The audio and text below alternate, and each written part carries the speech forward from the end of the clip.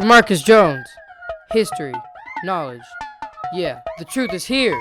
Black history was a mystery. I mean, it never really made no sense to me. Like who we were before slavery, how we got here, how we came to be, or what the strategy, about the powers that be. Erase the facts that we were kings and queens, but now the cats and I, they were magical. Everything we touched turns them to gold. Demarcus Jones, Demarcus Jones, Demarcus Jones. The calendar won't be wrong. Demarcus Jones, Demarcus Jones, Demarcus Jones. Originals, we don't need clones. Demarcus Jones, Demarcus Jones, Demarcus Jones. Black history, you can learn at home.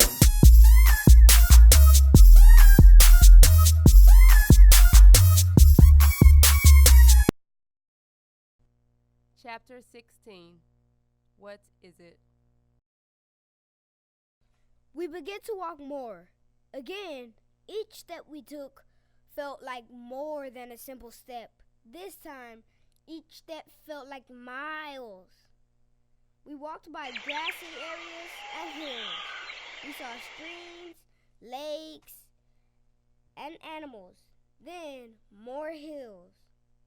There were little animals running around the trees. There were alligators swimming in the swamps. And there were birds flying all around.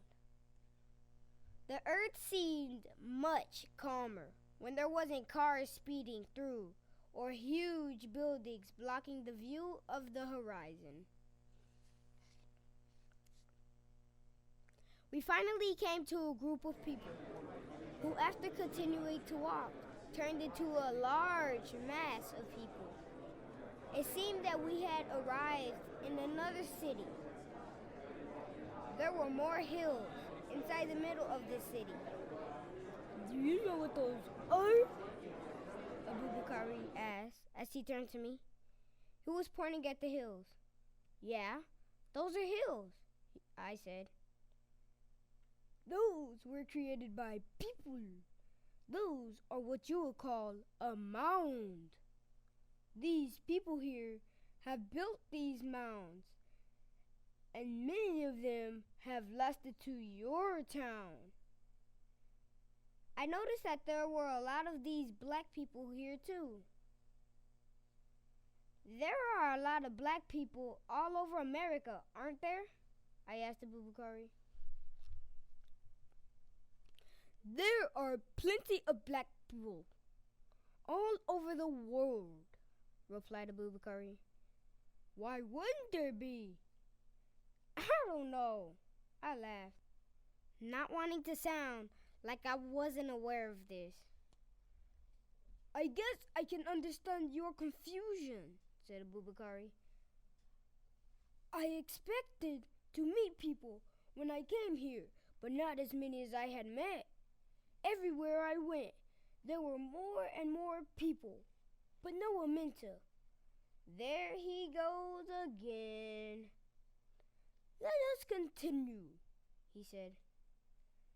We began to walk those gigantic steps again, but stopped shortly after we began. What is it? I asked Bakari. Well, I wanted to go as far west as I could, but it appears this is as far as we shall travel today. I don't understand. My time with you has expired. It is time for you to return to your home. He snickered. Perhaps I should have spent more time showing you of your people, of your America, instead of spending so much time traveling. However, I do believe that you have gotten a good understanding of the people who lived here during this time. Do not leave without this. Bakari handed me something.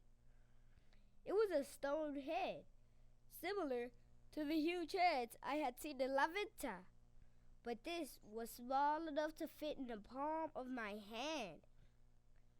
Man, I smirked. It must take serious skills to create this from a rock. I looked back up at Bakari, but he was gone, and my room reappeared. That was strange. While I was looking at the stone in my hand, the ground was still under my feet. But as soon as I looked up at Bakari, my room had reappeared. I guess the solar calendar came and went without a warning. The part of America that I saw was cool. It was fun. The only thing that was more fun was that I kept getting gifts from each of my journeys. I couldn't wait until tomorrow to go somewhere new and get a new souvenir. I put away the solar calendar and laid down for bed. I was really tired. It must have been from all that walking.